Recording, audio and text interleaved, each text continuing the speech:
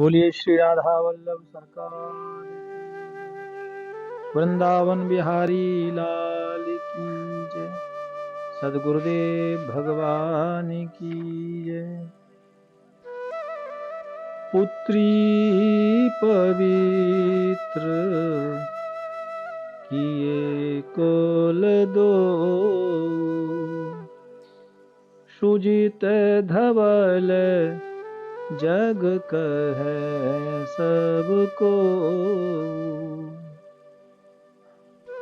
पुत्री पवित्र किए कुल दो। प्यारे प्रभु प्रेमियों, आज पुत्र की पवित्रता पर, पुत्री के त्याग पर, पुत्री के प्रेम पर हरि चर्चा करते हैं। रामायण में श्री जनक जी महाराज चित्रकूट में माँ जानकी को, माँ सीता महारानी को कहती हैं, बेटी तू धन्य है, तू धन्य है। बेटा तो एक पुत्र को पवित्र करता है, लेकिन हे जानके तू धन्य है, तूने आज दोनों कुलों को धन्य कर दिया। पुत्री पवित्र किए कुल दो, सुजित धवल जग कह सबको। आज राजा दशरथ का हृदय गदगद हो गया। धन्य है मेरी बेटी। देखिए, जीवन में आपको एक बात बताऊं, जिसके यहाँ बेटी आती है वो व्यक्ति भाग्यशाली होता है। हाँ, क्योंकि भगवान बेटी उसी को देता है, चाहे बेशक वो गरीब हो, लेकिन उसको जो क्षमता देता है, उसको जो प्यार देता है,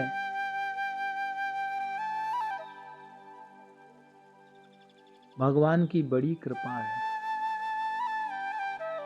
जिस घर में बेटी होती है सज्जनों, शास्त्र कहता है कि जिस दिन बेटी का जन्म होता है,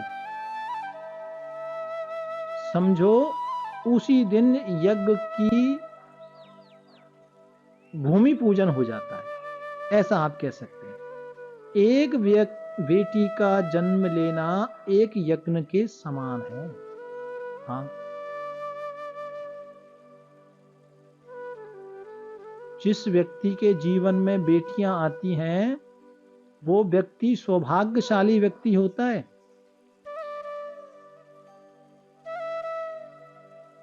जब बेटी घर में आती है तो ये भगवान की साक्षात कृपा है, क्योंकि बेटी जगदम्बा का स्वरूप है। लेकिन आजकल जो वातावरण है या जो चल रहा है, ये ठीक नहीं है। वैसे तो हम कहते हैं बेटा बेटी एक समान, लेकिन क्या एक समान हम मानते हैं? ये विचार करने वाली बात है। बेटी का जो त्याग है घर के प्रति, बेटी का जो स्नेह है, वो अनूठा है। मैं इस बात को बड़े विचार करके कह रहा हूं कि जितना भला घर के लिए बिटिया जो सोच रखती है भलाई की, वो और कोई नहीं। बेटी का हम विवाह करते हैं और जब बिटिया घर से जाती है तो जैसे गाय जंगल में चरने के लिए जाती है और बछड़ा मुड़ मुड़ के देखता है, ऐसे ही बेटी घर से जाती है मां देख रही है, आंखों में आंसू हैं, लेकिन कुछ बोल नहीं पा रही। बेटी भी सब कुछ देख रही है, जान रही है, लेकिन मुख से कुछ बोल नहीं पा रही। लेकिन मां दरवाजे पर खड़ी खड़ी बेटी को दुआ देती है, भगवान मेरे जीवन में जो भी सुख हो वो सब मेरी बेटी को दे देना, और बेटी के जीवन के जो कष्ट हो वो मेरी झोली में भर देना, लेकिन मेरी बेटी को सदैव खुश रखना। दो परिवारों को जोड़ने का कार्य करती है बेटी। बेटा तो एक ही परिवार का उद्धार करता है, लेकिन माई बाप बेटी दो दो परिवार का उद्धार करती है। दो परिवारों को जोड़ती है बेटी, समाज के लिए अपना घर छोड़ती है बेटी। बहुत अच्छा किसी ने लिखा, कहने को तो बेटी शक्ति स्वरूपा है, लेकिन वो अपने मायके से इतनी दुखी हो जाती है कि कहने को तो वो शक्ति है, पावर है, किसी से कुछ कहती नहीं, लेकिन अकेले में छुप छुप कर रोती है बेटी। कह न पाए दर्द अपने माता पिता से, और दूर होकर भी मायका नहीं छोड़ती है बेटी। कहते हुए दो परिवार को जोड़ती है बेटी, ससुराल में खुश ना भी रहे तब भी सब ठीक है, ऐसा कहती है बेटी। माता पिता के सामने मुस्कुराना नहीं छोड़ती बेटी, न मायका न ससुराल होता उसका अपना मुस्कुराहट, भेदभाव की सब पीड़ा झेलती है बेटी। कभी सास कभी पति के लिए अपना दिल तोड़ती है बेटी, क्योंकि दो दो परिवारों की इज्जत ओढ़ती है बेटी। दो परिवारों को जोड़ने का काम करती है बेटी। प्यारे भाई बहनों, चंद पैसों के लिए नहीं करती कोई तीज त्योहार, किसी चीज का वो इंतजार नहीं करती। प्यार लुटाने के लिए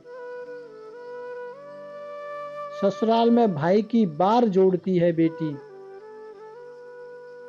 और बेटी पूजा में रोज मांगती है मायके की खुशहाली, अंतिम सांस तक मायके को नहीं भूलती है बेटी।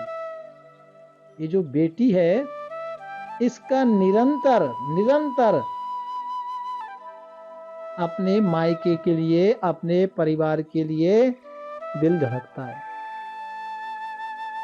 जहां ये है वहां तो ये कार्य करती है, तन से, मन से, शरीर से, लेकिन वहां रह करके भी अपने मायके की याद को भुलाती नहीं है बेटी।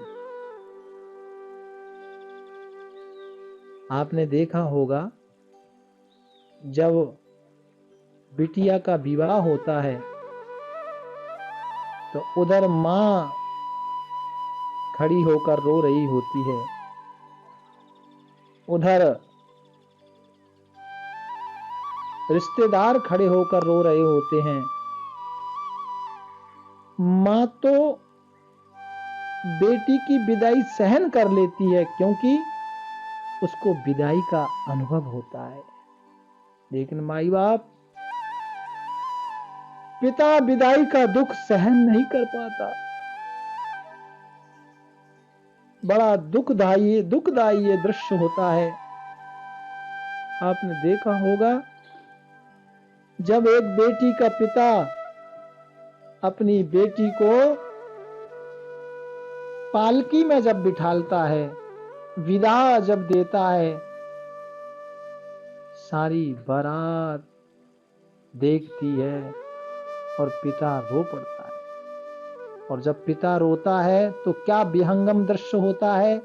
जो वर के साथ, दूल्हा के साथ जो लोग आते हैं, उनकी भी आंखें भर आती है। सबके रुमाल निकल जाते हैं, कोई गड्डी के पीछे जाके रोता है, कोई किसी पेड़ के पीछे जाकर अपने आंसुओं को पोंछता है। बारात भी रो जाती है।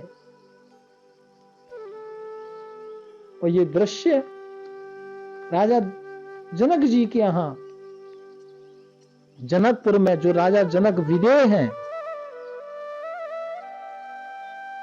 जो सब कुछ इतने बड़े ज्ञानी हैं, कहते हैं मां जानकी की जब विदाई हो रही थी ना, तो राजा दशरथ भी वहां उपस्थित हैं, साथ में खड़े हैं। लेकिन राजा जनक ने देखा मेरी बेटियों की पालकी सज गई है, और जब नजदीक में आकर अपनी बेटी जानकी को देखा, संत लिखते हैं सिय बिलोक नीरता भागी, रही बिलोक धीरता भागी। राजा दशरथ आम लोगों की तरह रो पड़े।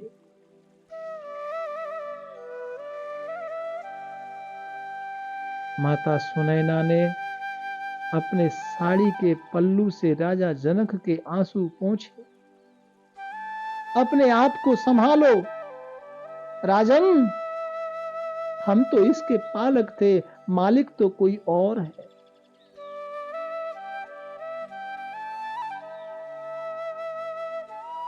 प्यारे प्रभु प्रेमियों, आपने देखा होगा कि बेटी एक पिता के लिए क्या नहीं करती, और यहां ऐसा दृश्य बना।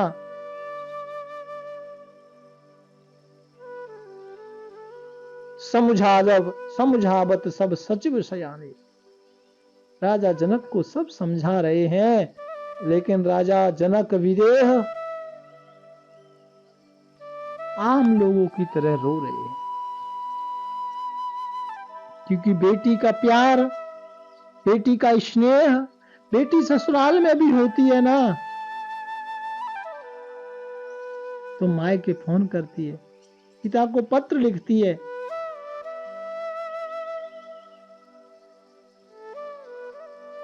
पिताजी आप ठीक से तो है ना।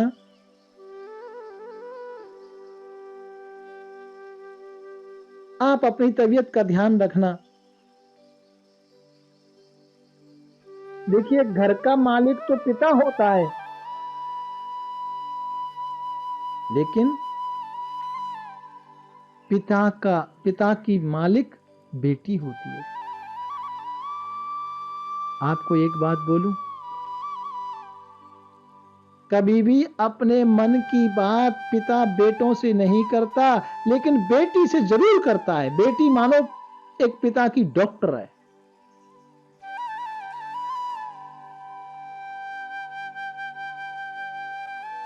इसलिए आपने देखा होगा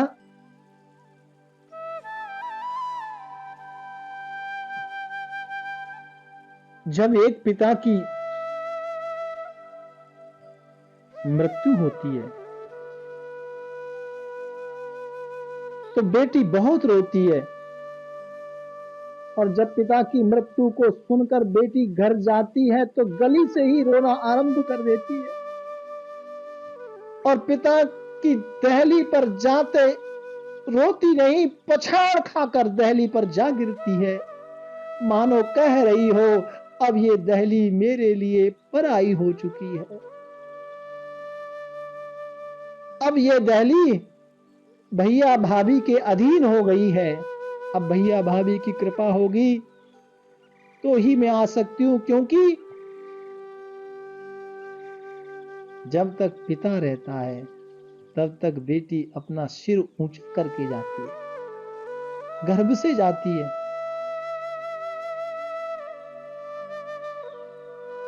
बिटिया पछाड़ खाकर गिर पड़ती है, मानो कह रही हो कि अब ये दहली मेरी नहीं, अब तो भाभी भैया की कृपा रहेगी तो ये दहली मेरी रहेगी,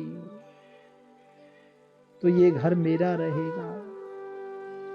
राजा जनक जैसे विदेह रो पड़ते हैं, प्यारे प्रभु प्रेमियों, आज क्योंकि बेटी का जो प्रेम है पिता के प्रति वो बड़ा अटूट है, बड़ा विशेष है, दिल का प्रेम है।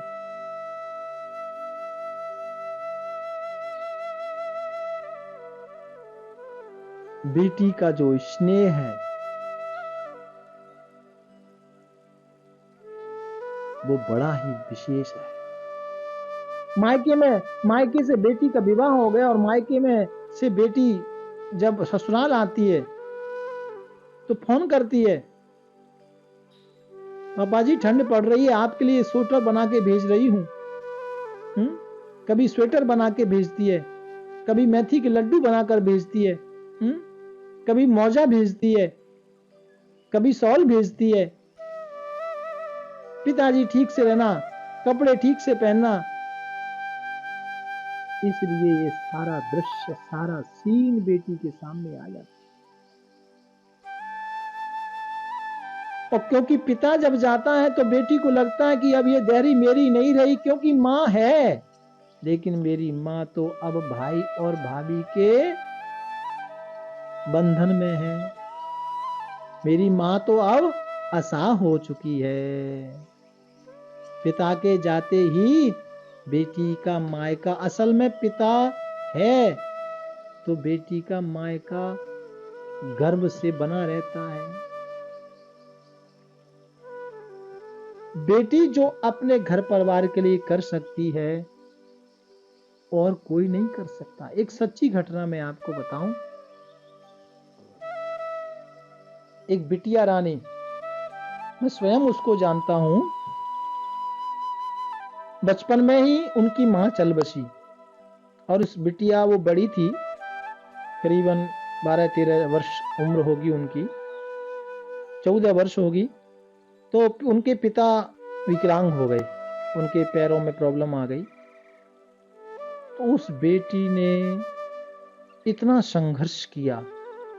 वो 3 जो छोटे भाई थे, कोई 2 वर्ष का, 3 वर्ष का, 5 वर्ष के, उन तीनों भाइयों को बेटी समय से उनको वस्त्र देना, समय से उनको पढ़ाना, स्कूल भेजना, पूरा घर का कार्य करना और खेत में भी पूरा काम करना, मैंने अपनी आंखों से देखा।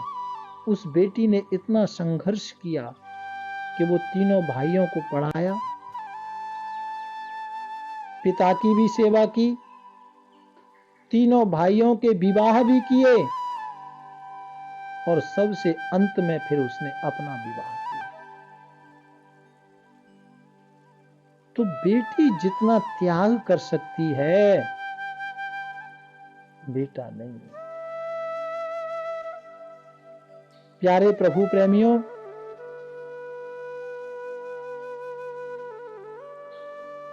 मेरा आपसे सिर्फ इतना निवेदन है कि बेटी यदि है तो निराश ना हो। बेटी साक्षात भगवान की कृपा है।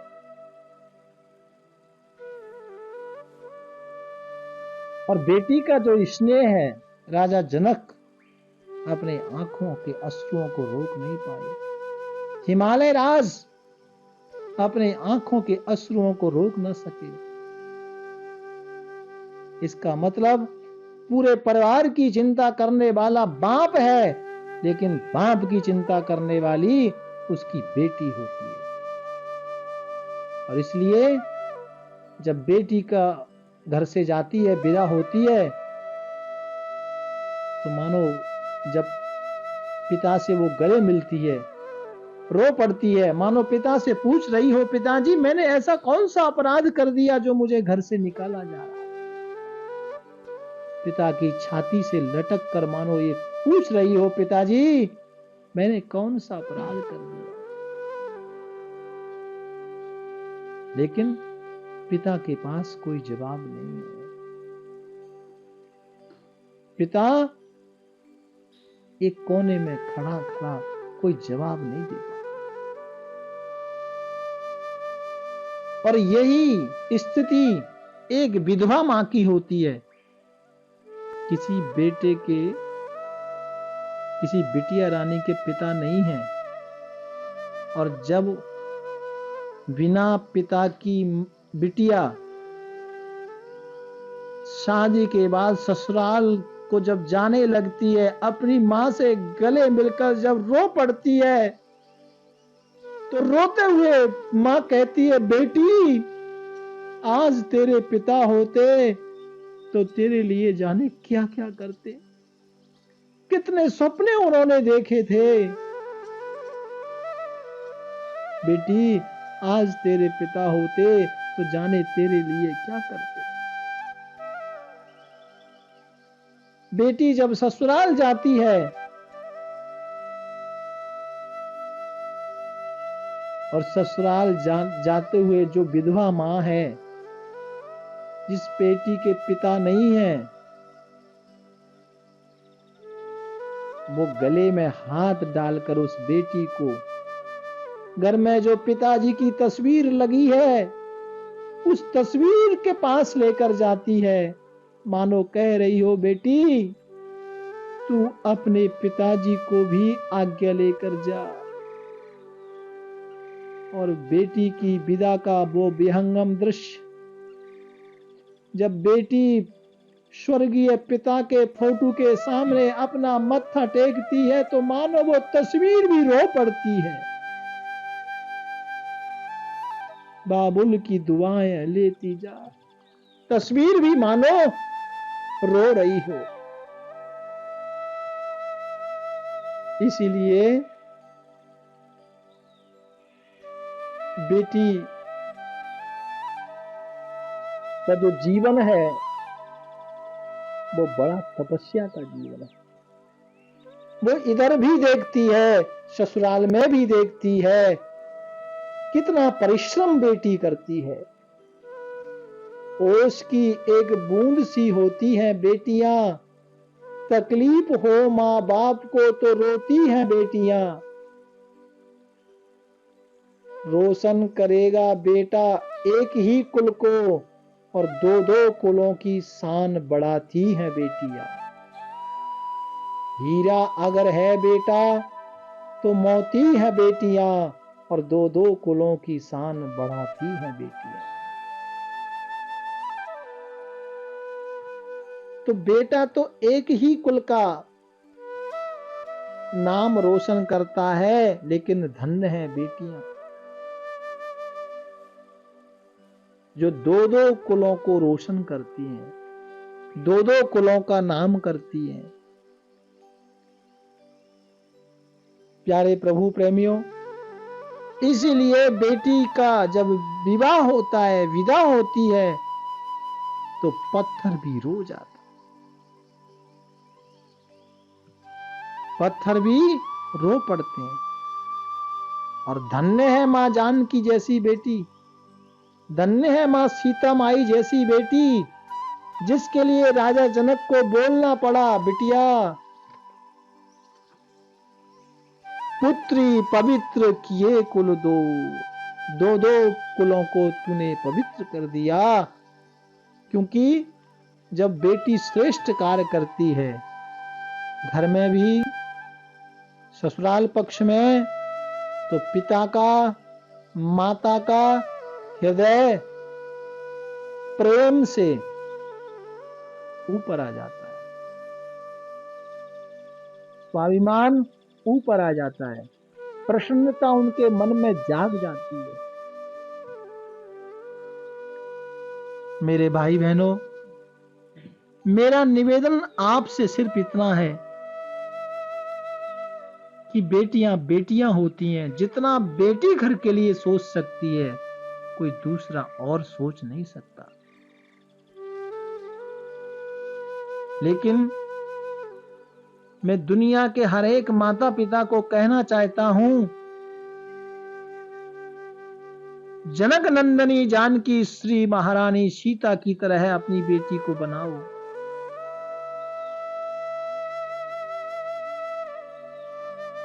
मां जानकी मां सीता कि जरूरत पड़े तो जंगल में भी अपने पति देव के साथ तत्पर रहे, जंगल जाने के लिए भी तत्पर रहे। जंगल में भी जो खुश रहे वही सीता है। जो महलों में भी सुखी पूर्वक जीवन व्यतीत करे, जो जंगल में भी अच्छा अनुभव करे, वही सीता है। मेरा निवेदन सिर्फ आपसे यह है कि बेटी तो श्रेष्ठ है, लेकिन बेटियों के संस्कार के लिए पढ़ाई के साथ में, आजकल लिखाई के साथ में, घर के सभी कार्यों में भी दक्ष बनाओ बिटिया को। तो ही तो आप कह सकते हैं पुत्री पवित्र किए कुल दो। इसलिए मेरा निवेदन है कि अपनी बेटी को जानकी बनाओ।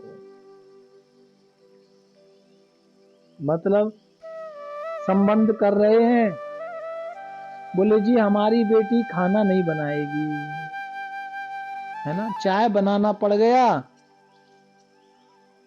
तो गूगल में जाके देखती है कितना चीनी डालना है, कितनी पत्ती डालना, और फिर कहती है जी चाय मैंने बनाई है। ऐसी नहीं, ये बात ये सब माता पिताओं को कहना चाहता हूं कि बेटी का दिल बहुत ऊंचा होता है। बेटी के अंदर प्रेम का अथाह सागर है।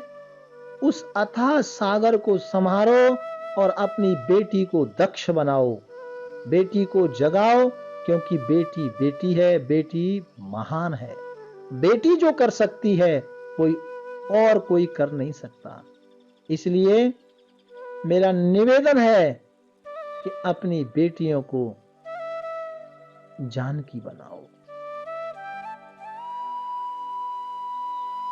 तभी आप कह सकते हैं पुत्री पवित्र किए कुल दो। प्यारे प्रभु प्रेमियों, बेटी बेटी है और बेटी के लिए कितना भी हम बोले उतना ही कम है। मुझे ऐसी कितनी बातें याद हैं जो हमारी बेटियों ने त्याग, परिश्रम, तपस्या की है, उसका वर्णन मैं चाह करके भी 10, 20, 50 मिनट में नहीं कर सकता। ये मेरे भाव थे मन के कि हमारी जो बेटी है वो बहुत ही पुण्यदायी है और उसको जानो, समझो और बेटी को भी अपना दुलार दो। प्यार से बोलो राधे राधे।